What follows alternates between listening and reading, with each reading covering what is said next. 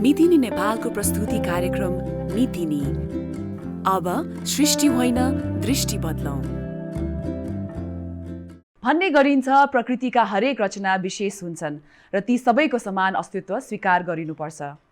प्रकृतिले बनाएको समानतामा मानिस आफैले वर्ग छुट्याउँछ र कसैलाई कम कसैलाई बढी महत्त्व दिने गरी विभेद सृजना गर्छ। तर हामी समानता, सह-अस्तित्व र न्यायका पक्षमा पैरवी गर्छौं। कार्यक्रम मितिनीमा स्वागत गर्छु। नमस्कार, म मालविका सुब्बा। मितिनीको आजको श्रृङ्खलामा हामीसँग हुनुहुन्छ महिला समलिङ्गी सुमन पन्त। यौनिक तथा लैङ्गिक अल्पसंख्यकका हक अधिकारको अभियानमा सुमनको योगदान विशेष मान्ने गरिन्छ। उहाँसँग हामी मुख्यतः यौन तथा प्रजनन स्वास्थ्य र यो विषयसँग जोडिएका सन्दर्भहरूमा केन्द्रित रहेर कुराकानी गर्नेछौँ।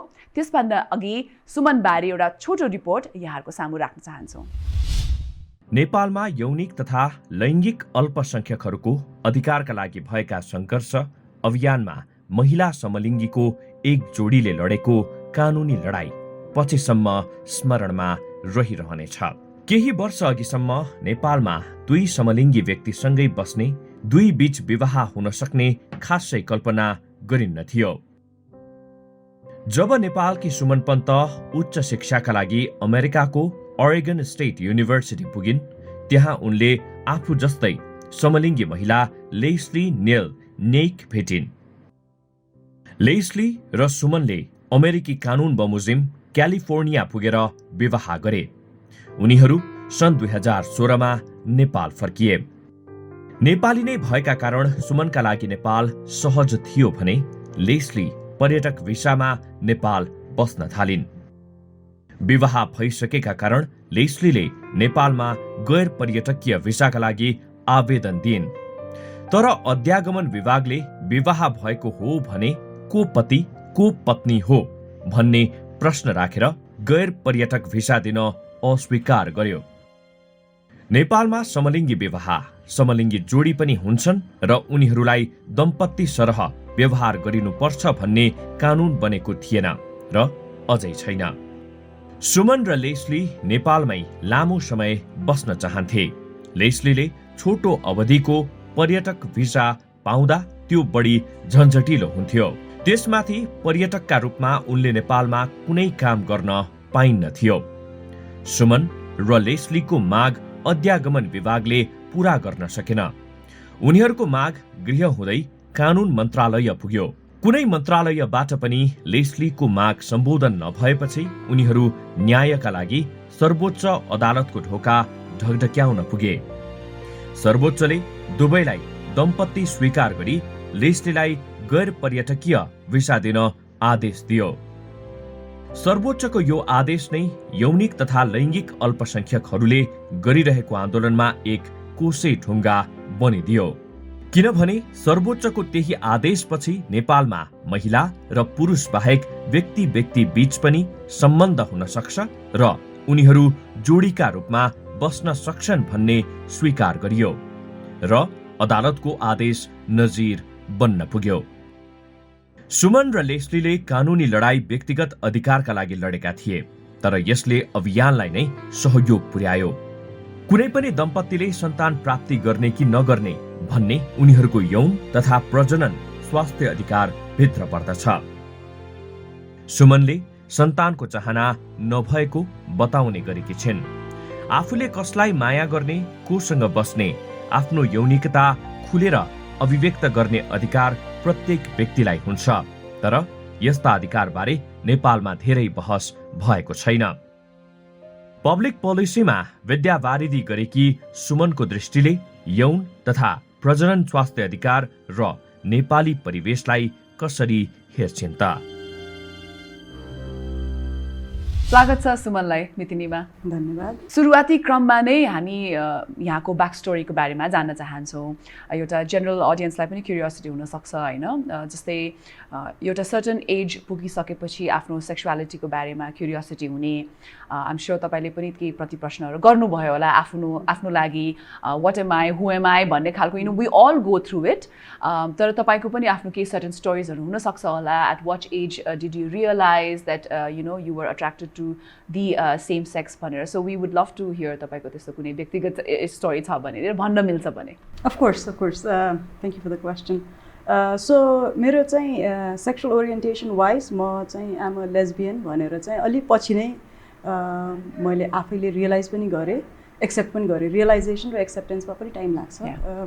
सो त्योभन्दा अगाडि चाहिँ त्यो रियलाइजेसन हुने क्रममा चाहिँ यो महिलासँग सम्बन्ध हुनुभन्दा अगाडि चाहिँ पुरुषतिर चाहिँ मेरो आकर्षण अलिक कम थियो पहिलादेखि नै. अनि अलिकति त्यसले गर्दा चाहिँ आफैलाई क्वेसनिङ पनि गरिन्थ्यो, किनभने अब मेरो साथीहरूले चाहिँ आफ्नो बोयफ्रेन्ड्सहरूसँग हुने अट्याचमेन्ट देखाउँदाखेरि चाहिँ मलाई किन त्यस्तो अट्याचमेन्ट हुँदैन त, अट्र्याक्सन हुँदैन त भन्ने चाहिँ थियो.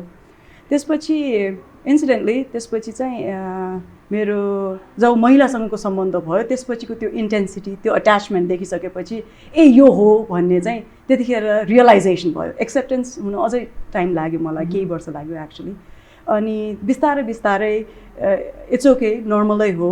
अलिअलि पढ्न पनि थालेँ, अलिक बुझ्न थालेँ. त्यसपछि चाहिँ when I came in terms with it, त्यसपछि चाहिँ आफूलाई म समलिङ्गी हो, म लेस्बियन हो, and it's okay, I am normal, I am okay भन्ने चाहिँ अनि एक्सेप्टेन्स भइसकेपछि then I felt I was ready for a relationship. त्यो जुन एउटा रियलाइजिङ र एक्सेप्टेन्सको प्रोसेस जुन हुन्छ नि त, त्यो प्रोसेस कहिलेकाहीँ छिटै पनि आफूलाई एक्सेप्टेन्स हुनसक्छ या छिटै रियलाइजेसन हुनसक्छ, कसैलाई वर्षौँ लाग्न सक्छ होइन. सो त्यो इम्पोर्टेन्ट. अहिले यसो फर्केर हेर्दाखेरि कुन what were the highlights for you to actually accept who you are? आफूले आफूलाई एक्सेप्ट गर्नको लागि चाहिँ हाइलाइट्सहरू चाहिँ के थियो? सबैभन्दा अगाडि त आफूले म ठिकै हुँ भनेर एउटा एक्सेप्टेन्स आयो. एक्सेप्टेन्सको क्रममा चाहिँ अलिकति सहयोग हुने भनेको एकदम मिल्ने साथीहरूलाई भन्दाखेरि अनि उनीहरूले चाहिँ एकदम लाइटली लियो, ओके ठिक छ नि त भन्यो. त्यसले गर्दा चाहिँ अलिकति स्ट्रेन्थ आयो डेफिनेटली. त्यसपछि चाहिँ परिवारले के भन्छ होला, कसरी भन्छु होला भनेर चाहिँ त्यो चाहिँ एउटा फियर चाहिँ रहिरहने रहेछ होइन पछिसम्म पनि. अनि कतिपल्ट चाहिँ भन्छु भन्दा भन्दै पनि आफूलाई रोके पनि, किनभने सकिनँ, भन्नै सकिनँ. अनि सो त्यसमा चाहिँ अलिकति त्यसले गर्दा चाहिँ अलिकति गाह्रो भयो. तर अब अरू धेरै साथीहरूले एक्सेप्ट गरिसकेपछि त्यसपछि चाहिँ परिवारसँग भन्ने अलिकति साहस पनि आयो. अनि सो मेन हाइलाइट्स वर एउटा चाहिँ क्लोज फ्रेन्ड्सहरूको सपोर्ट, त्यसपछि चाहिँ परिवारसँग भन्न सक्ने जुन फ्रेन्ड्सहरूको सपोर्टले गर्दा भन्न सक्ने जुन त्यो नेक्स्ट स्टेप थियो, त्यो स्टेप कटिसकेपछि त्यसपछि ओपनली अरूलाई भन्न त्यति गाह्रो पनि भएन. So I would say 3 steps जस्तो लाग्यो होला. अनि it took me a few years. तपाईँसँग कुरा गरिराख्दाखेरि मेरो मनमा एउटा कुरा आयो कि सुमन आफै पनि एकदमै वेल एजुकेटेड पनि हुनुहुन्छ. नेपाली समाजमा मात्र नभने इभन इन एजियन पर्सपेक्टिभमा हामीले कुराकानी गर्दाखेरि चाहिँ बिङ LGBTIQA+ यौनिक तथा लैङ्गिक अल्पसङ्ख्यक हुनु भनेको चाहिँ पश्चिमेली संस्कृतिबाट प्रभावित भएको, त्योबाट होइन मुभिज हेरेर भिडियोज हेरेर चाहिँ तिमी प्रभावित भएको एउटा फेज हो भन्ने चाहिँ एउटा कन्सेप्ट छ होइन. जुन तपाईँ एउटा जुन वातावरणबाट हुर्किनु भएको छ, do you think you were misleaded or misguided into being a lesbian? How does that work? हाम्रो जुन जेनरल अडियन्सलाई यो विषयको बारेमा त्यति उहाँहरूले जानकारी लिनु भएको छैन. Let me go back. त्यसमा चाहिँ कस्तो हुनसक्छ भने कहाँबाट यो भ्रम आएको भन्ने के हुनसक्छ भने, किनभने कुनै ठाउँमा अरू ठाउँमा चाहिँ त्यो इजिली एक्सेप्टेड छ भने आफूलाई साहस आउन सक्छ.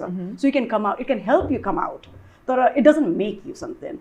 अब मेरो विचारमा वेन आई लुक ब्याक, मैले चाहिँ प्युबर्टी हिट गर्दाखेरिसम्म आई वाज अ लेस्बियन.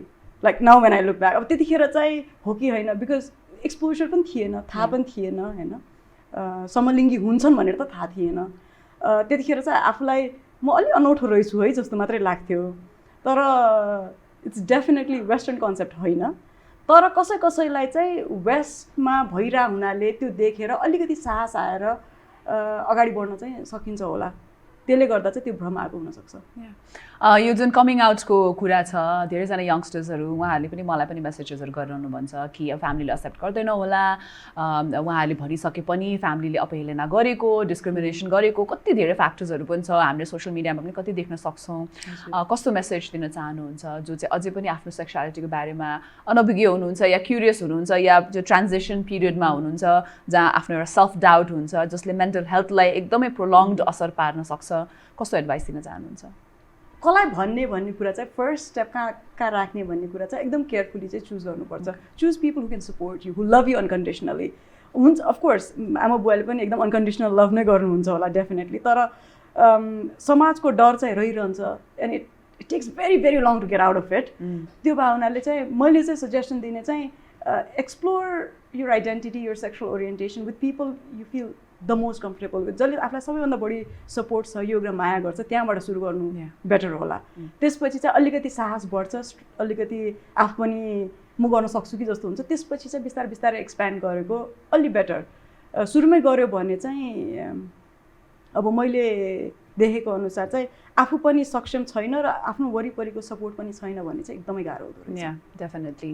र सुमनले केही वर्ष अगाडि आफ्नो पार्टनरसँग वैवाहिक सम्बन्धमा गाँसिनु भयो होइन, एकदम टिपिकल नेपाली बोल्नु पर्दा चाहन्छु पनि के भन्दाखेरि पनि र नेपाल आउने क्रममा उहाँलाई स्पाउसल भिजाको लागि अप्लाई गर्दाखेरि यहाँहरूले कोर्ट केस पनि लड्नु भएको थियो होइन। सो त्यो एक्सपिरियन्सको बारेमा पनि छोटकरीमा केही भनिदिनुहोस् न।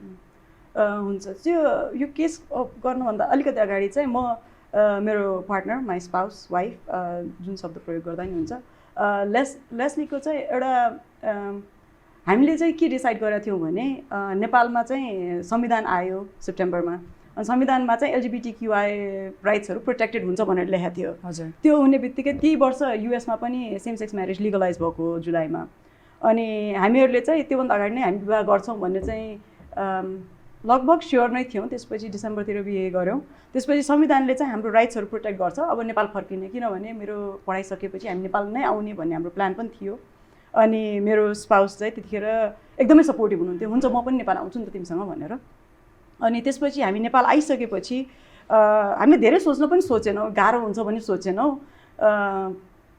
त्यो कन्फिडेन्स राम्रो थियो कि नराम्रो थियो अब भन्न सकिँदैन। तर त्यसपछि चाहिँ हामीहरूले चाहिँ इमिग्रेसन अफिसको चाहिँ त्यहाँको पनि बाइलजहरू हुन्छ होइन, बाइलज अनुसार चाहिँ कुनै पनि नेपालीले आफ्नो विवाहित पार्टनर, आफ्नो स्पाउसलाई चाहिँ म्यारेज भिजा दिन पाउँछ नेपालको कानुन अनुसार भनेर नै थियो। अनि त्यसमा चाहिँ हस्बेन्ड वाइफ पनि लेखेको थिएन, स्पाउस नै थियो स्पेसिफिक वर्ड। अनि त्यो भावनाले चाहिँ हामीले धेरै सोचेनौँ, अनि अफकोर्स पाइहाल्छ नि भन्यो, तर पाइएन किनभने नेपालमा सेम सेक्स म्यारेज लिगल छैन। सो त्यसले गर्दा चाहिँ अलिकति गाह्रो चाहिँ के भयो भने नेपालमा चाहिँ टुरिस्ट भिजामा विदेशीले 5 महिना मात्रै बस्न पाउँछ, अनि म्यारेज भिजा भएको भए वर्षभरि बस्न पाउँथ्यो। सो भिजा अप्लाई गऱ्यौँ, त्यसपछि हुन्छ भने, त्यसपछि भएन, त्यसपछि मन्त्रालयहरू गयो हाम्रो फाइल होइन, अनि कोर्टमा केस हाल्यौँ। अनि अब कोर्ट केसमा फाइल हाल्ने बित्तिकै हाम्रो केसको हियरिङ हुन्छ भन्ने पनि थिएन। सो अलि टाइम लाग्यो। त्यो बिचमा चाहिँ लेस्ली नेपालमा बस्न नसक्ने हुनाले we had to leave the country. अनि मेरो विचारमा चाहिँ त्यतिखेर बल्ल हामीहरूलाई चाहिँ त्यो स्ट्राइक भयो कि स्टेटले सुधारे कस्तो हुन्छ भनेर।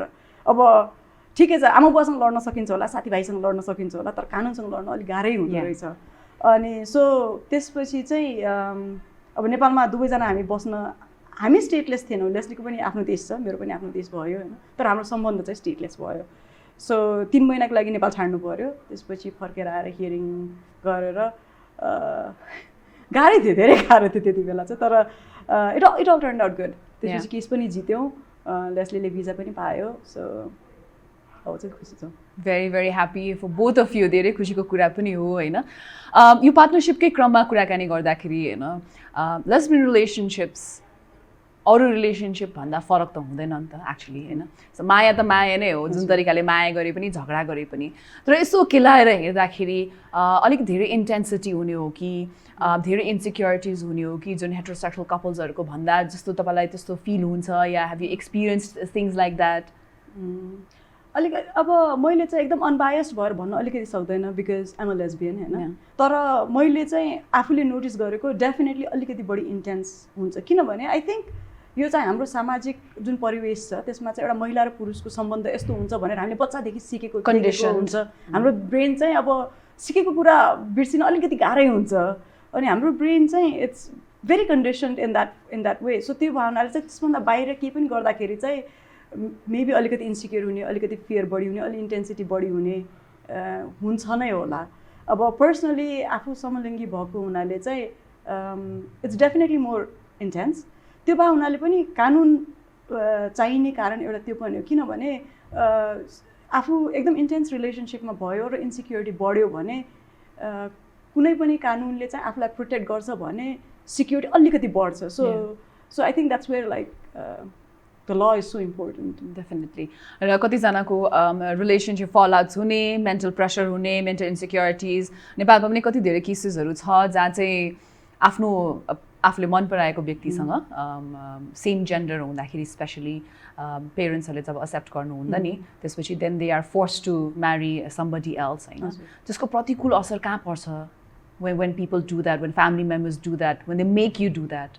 मेरो विचारमा त त्यो जताततै पर्छ होला, किनभने त्यो दुईजना पार्टनरको मात्रै होइन कि जसरी म समलिङ्गी भएँ र मैले एउटा हेटेरोसेक्सुअल रिलेसनसिप जोइन गर्यो भने मेरो अर्को पर्सनलाई पनि त फरक पर्छ नि. If I can not reciprocate in a relationship that's bad. If we end up having kids त्यो बच्चाहरूलाई असर पर्छ. सो कुनै पनि एउटा रिलेसनसिपलाई एकदमै बङ्ग्याएर त्यसलाई चाहिँ आफ्नो नेचुरल फ्लो गर्न दिएन भने it will have severe consequences मेरो विचारमा चाहिँ. लङ टर्म रिपरकसन्स पनि भयो, आफूलाई मात्र नभएर वरिपरिकोलाई पनि, अनि स्पेसली बच्चाहरूको लागि पनि लङ टर्म रिपरकसन्स भयो होइन. Let's talk about having kids. Okay. सोसाइटीका कन्डिसन्स माइन्ड थटकै हामीले कुरा गर्दाखेरि बायोलोजिकली फिमेल हुने बित्तिकै सन्तान जन्माउनु पर्छ र आमा बन्नुपर्छ या सन्तान जन्माइहाल्नुपर्ने इच्छा हुन्छ भन्ने चाहिँ एउटा हाम्रो सोच छ. हजुर. तपाईँको व्यक्तिगत विचार के छ यो स्पेसली यही रिलेटिभली यही सब्जेक्टमा? अब एउटा रिलेसनसिपमा आइसकेपछि मेरो मात्रै हुँदैन, मेरो पार्टनरको पनि हुन्छ विचार. तर यो कुरामा चाहिँ मेरो पार्टनर र मेरो चाहिँ एउटै विचार छ होइन. हामीहरूलाई चाहिँ सन्तान जन्माउने इच्छा छैन. कसैलाई हुन्छ होला, we just don't have it. जन्माउने किन त भनेर एकदम सोच्दाखेरि पनि we have both decided that first of all we don't want children, अनि secondly it's not good for the environment. या तर अगेन नेपालको लजमा पनि कुनै समलिङ्गी पार्टनर्सहरूले कपल्सहरूले बच्चा जन्माउन कोसिस गर्नुभयो भनेदेखि अगेन त्यो इलिगल हुन जान्छ, किनभने बच्चाले सिटिजनसिप पाउँदैन. फर्स्ट अफ अल त म्यारेज नै लिगल हुँदैन. अडप्ट गर्न खोज्छु भनेर कतिजनाले इच्छाउनु भयो भने पनि अडप्ट पनि गर्न पाइँदैन होइन. सो जेनरली हामीले हेर्दाखेरि चाहिँ कम्युनिटीको लागि लजहरू स्ट्रङ अझै डेफिनेटली हुनुपर्छ, सो द्याट मान्छेहरूलाई इच्छा छ, सबैको अगेन आफ्नो एउटा व्यक्तिगत इच्छा हुन्छ नि त होइन. मलाई एउटा क्युरियोसिटी एउटा टपिकमा कहाँ छ भनेदेखि म आफै पनि as a biological woman female भएर हस्पिटलमा जाँदाखेरि स्पेसली गाइनोकोमा जाँदाखेरि फर्स्टमा त्यहाँ मेल फिमेल के हो भनेर हुन्छ नि त फर्ममा यताउता, and then they ask you married not married भनेर. अनि त्यो कहिलेकाहीँ किन सोध्छ मलाई पनि थाहा छैन, एज इफ हामीले विवाह अघि as if we don't have sex भने जस्तो कन्सेप्ट हो कि होइन. हुन त त्यो हाम्रो कल्चरल एस्पेक्टबाट गलत हो भनेर मानिन्छ, but on a practical aspect it's very natural to do that, so have you ever faced a situation where you are married, right, but just not to a man, you're married to a woman, but what does that have to do with your uterus and if you go to a gynecology is my question. Okay? do you know what I mean? मैले पनि face चाहिँ अलिअलि गर्छु. अब त्यसलाई चाहिँ मैले चाहिँ अब चाहिँ because I am much older होइन, अब यङ भएको बेला चाहिँ अलिकति अनकम्फर्टेबल पनि हुन्थेँ म. अनि अब त्यो क्वेसन हुँदाखेरि चाहिँ I mean I knew what it meant have you had sex, or are you sexually active, त्यति मात्रै हो सोध्न खोजेको छ. त्यतिखेर अनकम्फर्टेबल हुन्थ्यो. अहिले चाहिँ अब युजुअली चाहिँ समटाइम्स डक्टरले चाहिँ अनि बिहे भइसक्यो भने चाहिँ हजुर महिलासँग चाहिँ भन्छु. सो कस्तो खालको रियाक्सन हुन्छ नेपालमा स्पेसली? It depends. कसै चाहिँ एकछिन like you can see a change in an expression but it changes back quickly. कसैले चाहिँ they just don't care and sometimes they just look very confused. But yeah it's do you think हाम्रो health सिस्टममा especially for lesbians, gays and trans and even intersex व्यक्तिहरूको लागि basic health rights लिनको लागि एउटा वातावरण छ? Do you think we need a good health system? What's your take on that? I think we need good education. त्यो चाहिँ किन भनेपछि doctors, if you're a medical professional भनेपछि you should be able to differentiate between gays, lesbians and trans people and asexual people. Like you need to understand that whole spectrum. किनभने अब services दिने हो भने त एटलिस्ट बुझ्नु त पर्यो नि. अब अहिले चाहिँ बिकज एजुकेसन कम भएको हुनाले पहिलो कुरो चाहिँ बायोलोजिकल इन्फर्मेसन पनि कम हुनसक्छ. दोस्रो कुरो चाहिँ डिस्कम्फर्ट. डक्टर राम्रो छ, राम्ररी डायग्नोसिस गर्न सके तापनि पेसेन्टले कम्फर्टेबल फिल गर्न सकेन भने it's quite difficult if you're not comfortable. हाम्रो नेपालको education especially relating to LGBTIQ+ पर्याप्त छ जसले चाहिँ हाम्रो युवा पुस्तालाई, हाम्रो आउने पिँढीहरूलाई सिकाइरहेको छ what is the right way, के हो के होइन भनेर. Do you think it's sufficient or we need to do more? We need to do more, of course. Sufficient त छैन हैन. अब अलि बल्ल कन्भर्सेसन अलिकति सुरु हुँदैछ, स्पेसली हाम्रो समाजमा where हामी सोसियली यस्तो कुराहरू गर्दैनौँ, Yeah. परिवारमा यस्तो कुराहरू हुँदैन, समाजमा यस्तो कुरा हुँदैन भनेपछि सिक्ने भनेको किताबहरूबाट नै हो। सो एटलिस्ट समाजमा त्यो लेभलको कम्फर्ट नआउन्जेलसम्म चाहिँ आई थिङ्क एटलिस्ट सिलेबसमा, किताबमा, स्कुल सिस्टममा, इभन कलेजमा चाहिँ we need more of that education. हामी महिला हिंसाको बारेमा थोरै प्रवेश गर्न चाहन्छौँ। महिला हिंसा जुन तरिकाले नेपालमा भइरहेको छ, कतिवटा इभन यही वर्षमा पनि हामीले कतिवटा केसेसहरू पनि सुनेका छौँ। विशेष त गएर समलिङ्गी महिलाहरूमा हुने हिंसा र त्यसको रिपरकसन्सहरू के छ, त्यसको बारेमा यहाँको ज्ञान, बुझाइ र आफ्नो भोगाइको बारेमा पनि हामीलाई के भनिदिनुहोस्। हाम्रो नेपालमा मात्रै होइन, सबै ठाउँमा चाहिँ हिंसा युजुअली दुई ठाउँमा हुन्छ, एउटा प्राइभेट स्पेसमा, एउटा पब्लिक स्पेसमा।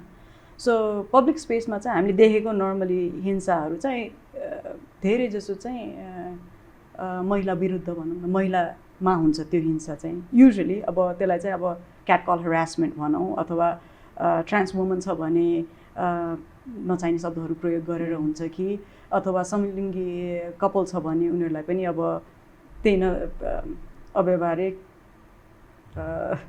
क्रास वर्ड्सहरू युज गरी हुन्छ होला। अनि देयर इज अ प्राइभेट हिंसा पनि हुन्छ अलट। अनि युजुअली चाहिँ अहिले चाहिँ मेरो विचारमा चाहिँ नेपालमा हामीले अझै पनि भाइलेन्सको बारेमा त्यति मजाले कुरा गर्नै सकेका छैनौँ। अझ पनि it's very focused on like public स्पेसमा अथवा प्राइभेट स्पेसमा भेरी स्पेसिफिक काइन्ड अफ हिंसा मात्रै हेरेर छौँ हामीले। नर्मली फिजिकल एन्ड सेक्सुअल हिंसाहरू चाहिँ बढी हेरेर छौँ। But I would like to say भनेपछि जरी एउटा समलिङ्गी कपल प्रति समाजले गर्ने हिंसा र विदिन अ समलिङ्गी कपलमा हुने पनि हिंसा हुनसक्छ। किनभने अब पहिला चाहिँ समलिङ्गी कपलको चाहिँ समाजबाट हुने हिंसाहरू चाहिँ सँगै बस्न नदिने, बाटोमा हिँड्दाखेरि अथवा इभन हात समात्दाखेरि चाहिँ गिज्याउने, अथवा चाहिँ नचाहिने शब्द युज गर्ने, अथवा चाहिँ मेन्टली र इमोसनली टर्चरहरू गर्ने, त्यो एउटा ठाउँमा छ। अब त्यो कपल चाहिँ त्यो सबै सहन सक्छ भने त्यसले यति प्रेसर दिन सक्छ कि एउटा रिलेसनसिपलाई चाहिँ कि भित्र पनि हिंसा, प्राइभेट स्पेसमा पनि हिंसा हुनसक्छ। अब एकअर्कासँग झगडा गर्ने, रिसाउने, त्यो पनि एकदम धेरै हुनसक्छ। सो यो दुइटै हिंसा चाहिँ I think you to take them together to just understand them. अब युजुअली चाहिँ यौनिक तथा लैङ्गिक अल्पसङ्ख्यकलाई चाहिँ यो दुवैतिरबाट एकदमै इन्टेन्सिभली हिंसा हुने हुनाले चाहिँ it's very difficult for them. अनि त्यही भएर चाहिँ कति ठाउँमा चाहिँ कुराहरू आउँदाखेरि जसरी एउटा समलिङ्गी कपलमा चाहिँ एकदम झगडा भयो भने यिनीहरू त यस्तै झगडा गर्छन् भनेर चाहिँ एउटा स्टिरियोटाइप गर्न सकिन्छ। एकदम सजिलो पनि छ त्यो स्टिरियोटाइप गर्न। तर तिनीहरूलाई चाहिँ कति स्ट्रेस भयो होला कि द्याट दे आर लाइक हिंसामा परिवर्तन भयो, हिंसामा परिवर्तित भयो। पब्लिक स्पेसबाट हुने हिंसाले गर्दा प्राइभेट स्पेसमा परिवर्तन भएको हुनसक्छ। अब पर्सनली हाम्रो भोगाइमा चाहिँ ब्लेसली र म नेपाल आइसकेपछि हामीले त्यस्तो पब्लिक हिंसा चाहिँ त्यति भोगेको छैन। अब अलिअलि कसैले कुरा काट्छ, पछाडि के भन्छ, अथवा जिस्काउँछ, अथवा कमेन्ट गर्छ अनलाइन भनेपछि मलाई चाहिँ त्यति फरक पर्दैन त्यस्तो कुराहरूले, जसलाई पनि फरक पर्दैन। सो हामीहरूले चाहिँ त्यो लेभलको हिंसा चाहिँ समाजबाट पाएको छैनौँ। तर समाजबाट त्यो लेभलको हिंसा हुनेलाई चाहिँ प्राइभेटली पनि एकदम धेरै हिंसा हुनसक्छ, घर परिवारबाट पनि। जस्तो यो मानसिक स्वास्थ्यको बारेमा कतिको ख्याल राख्न एकदम जरुरी छ? एकदमै, किनभने त्यसले चाहिँ तपाईँको रिलेसनसिप मात्रै होइन, तपाईँको आफ्नो फिजिकल हेल्थलाई पनि एकदम इम्प्याक्ट गर्न सक्छ। सो हामी चाहिँ अहिले चाहिँ मानसिक स्वास्थ्यको बारेमा चाहिँ कुराहरू अब आउनु पनि थालेछ नेपाली समाजमा होइन। अनि त्यसले गर्दा चाहिँ आफ्नो जीवनशैली नै चेन्ज हुनसक्छ। पछि जीवनमा के गरौँ भन्ने जुन आँट आउँछ, साहस चाहिन्छ, मोटिभेसन चाहिन्छ, त्यो पनि कम हुनसक्छ। अहिले चाहिँ रिसेन्टली यो कोभिडको बेलामा चाहिँ धेरै सुसाइड केसेसहरू पनि आयो। अनि त्यसले गर्दा पनि मानसिक स्वास्थ्य भनेको एकदम इम्पोर्टेन्ट हो भनेर पनि आएको छ। अनि हामीहरू चाहिँ सोसियल एनिमल्स हो, to raise a child whole village has to come together होइन। त्यो हुनाले चाहिँ हामी सामाजिक जनावर भएको हुनाले चाहिँ समाजबाट, कानुनबाट, घर परिवारबाट र एक अर्काबाट, सबैजनाबाट चाहिँ प्रपर सपोर्ट पाएन भने मानसिक हेल्थ, मेन्टल हेल्थ चाहिँ एकदमै इम्पोर्टेन्ट छ भनौँ न। तर यो भयो परिवारको कुरा, आफ्नो नजिकको सर्कलको कुरा, सपोर्ट सिस्टमको कुरा हामीले गरिरहेका छौँ। हामीले नेपालको कानुन हेऱ्यौँ भने पेपरमा एकदम ब्युटिफुल छ क्या नेपालको कानुन, राइट्सको विषयमा, इभन यौनिक तथा लैङ्गिक अल्पसङ्ख्यकको लागि पनि एकदम राम्रोसँग लेखिएको छ, संविधानमा छ होइन। तर इम्प्लिमेन्टेसनमा हामी चुकिरहेका छौँ। के गर्नुपर्छ हामीले? What can we do, what should we be doing? I think अब यो चाहिँ मेरो एकदम पर्सनल ओपिनियन हो। I am not sure if it's right or wrong. तर जसरी धेरै जसो ठाउँमा चाहिँ कानुन बन्दाखेरि चाहिँ एउटा पब्लिक सपोर्ट पाएपछि अनि कानुन बन्छ। सो त्यही भावनाले चाहिँ इम्प्लिमेन्टेसन गर्न एकदम सजिलो हुन्छ किनभने त्यही पब्लिकले सपोर्ट गरेको कुरा हो। नेपालमा चाहिँ अ लट अफ टाइम्स कानुन चाहिँ बन्ने भनेको कसैले सोध्छ त्यसबारेमा अनि they discuss it and they right a ल भनेपछि नर्मल पब्लिकलाई चाहिँ त्यसबारेमा ज्ञान पनि हुँदैन। फर इक्जाम्पल जसरी हामीहरू नेपाल फर्किसकेपछि हाम्रो केस लड्दैछ भन्दाखेरि मेरो एकदमै पढेको एजुकेटेड साथीहरूले पनि तर नेपालले त त्यो राइट्स त दिएछ त सेम सेक्स म्यारेज लिगल छ त भन्थ्यो। किनभने हामीहरू त कानुन र जनता चाहिँ एकदम रिमुभ फ्रम इच अदर छ नेपालको केसमा चाहिँ। अब त्यसलाई चाहिँ कसरी नजिक ल्याउने त भन्ने क्वेसन हो। सो त्यो भावनाले चाहिँ एउटा सर्टेन लेभल अफ एजुकेसन जुन हामी पढ्छौँ नि अब हिस्ट्रीमा अथवा समाजको बारेमा भनेपछि हाम्रो कानुन एउटा सिम्पल तरिकाले हाम्रो कानुन यस्तो यस्तो छ, दिज आर बेसिक राइट्स, यो हाम्रो हिस्ट्रीमा यस्तो यस्तो भएको थियो त्यही भएर यो डिस्क्रिमिनेसन थियो तर वी वर्किङ अन इट भनेर त्यसलाई अलिकति चाहिँ समेट्नु। पहिलो कुरो चाहिँ एजुकेसनमा चाहिँ समेट्नु पऱ्यो। दोस्रो कुरो चाहिँ we need to stop being so shy. हामीहरू चाहिँ एकदम लाज मान्ने अप्ठ्यारो मान्ने कुरै गर्न पनि गाह्रो हुने त्यस्तो समाज छौँ होइन। त्यसलाई चाहिँ अलिकति बिस्तारै बिस्तारै उम्काउनु चाहिँ पर्छ। अझ ओपन हुनु पर्यो, कन्भर्सेसन्स गर्नु पर्यो, आफ्नो स्टोरिजहरू सेयर गर्नु पर्यो होइन। त्यसरी परिवर्तन ल्याउने पक्कै पनि हो। सुमन एउटा इन्ट्रेस्टिङ टपिक अफ कन्भर्सेसन तपाईँले पनि निकाल्नु भएको थियो होइन। हामीले चाहिँ जहाँ पनि विशेष गरी एउटा ट्याग हुन्छ क्या स्पेसिफिक ट्याग्स होइन आइडेन्टिफिकेसनको महिला र पुरुष भनेर छुट्याएका हुन्छौँ। हुर्किने क्रममा पनि केटा र केटी मात्रै, ठुलो भइसकेपछि महिला र पुरुष मात्रै, यही सेम कन्टेन्टमै रहेर कुरा गर्दाखेरि यसको रिपरकसन्स के छ, यसले हामीलाई कतातिर लगिरहेको छ? यसको त रिपरकसन्सहरू एकदमै नराम्रो पनि हुनसक्छ अनि I think we going in a wrong direction. अब पछाडि अलिकति हिस्ट्री नै हेरौँ भने पहिला छोरीलाई पढाउनु हुँदैन, छोरालाई पढाउनु पर्छ, बिहे गरिसकेपछि बुहारी ल्याउँछ उता आफैको घर जान्छ भन्ने एउटा कन्सेप्ट थियो। अब त हामी बिस्तारै इभल्भ भयो, त्यहाँबाट चेन्ज भइसक्यो। त्यसको रिपरकसन्सहरू के हुनसक्छ भने एउटा त इन्डिभिजुअल फ्रिडम पनि भएन। मान्छेले चाहिँ म इन्डिपेन्डेन्टली सोच्न सक्ने अथवा म इन्डिपेन्डेन्टली यो गर्न चाहन्छु भन्नै सकिन् किनभने हामीले कसैलाई एउटा बक्सामा राखिसकेपछि त्यो बक्साबाट बाहिर निस्किन एकदमै गाह्रो हुन्छ। अनि एउटा चाहिँ हामीले त्यो गऱ्यौँ। अब त्यसले चाहिँ समाजमै पनि कति धेरै समस्याहरू के हुनसक्छ भने जब म आफू खुसी छैन, आफू फुलफिल्ड छैन र आफूलाई चाहिँ इन्डिपेन्डेन्टली सोच्न सक्दैन भने मैले त्यो समाजलाई पनि त कन्ट्रिब्युट गर्न सक्दैन नि। सो त्यसलाई चाहिँ एकदमै बाँधेर राख्दाखेरि र खुल्ला छोड्दाखेरि त्यसले चाहिँ एकदम धेरै फरक पर्छ र त्यो इन्डिभिजुअल र उसको परिवारको मात्रै कुरा होइन, समाजमा पनि we can progress and we can make a society much better if you kind of let people explore themselves and be good to themselves. Okay, thank you so much यहाँको समयको लागि। इन्ट्रेस्टिङ टपिक अफ कन्भर्सेसन हामीले गरिरहेका छौँ। टेलिभिजनमा यो मितिनी नेपालको इनिसिएसनमा भएको यो कार्यक्रम मितिनीमा आज हामीसँग सुमनजी हुनुहुन्थ्यो र उहाँले एकदम इन्ट्रेस्टिङ कन्भर्सेसन छोडेर जानुभएको छ। Thank you so much Suman for being with us. Thank you very much. Amplify नेपालको सहकार्यमा मितिनी नेपालको प्रस्तुति मितिनी कार्यक्रमबाट बिदा माग्ने बेला भएको छ। यदि यहाँको कुनै सल्लाह सुझाव प्रतिक्रिया क्वेसन्सहरू छ भने हामीलाई mitini@gmail.com मा लेखेर पठाउनुहोला। हाम्रो यो च्यानल मितिनी नेपालको च्यानलबाट पनि हाम्रो यो सो तपाईँले हेर्न सक्नुहुनेछ। सृष्टि होइन दृष्टि बदलौ। म बिदा माग्न चाहन्छु। नमस्कार। मितिनी नेपालको प्रस्तुति कार्यक्रम मितिनी अब सृष्टि होइन दृष्टि बदलौँ।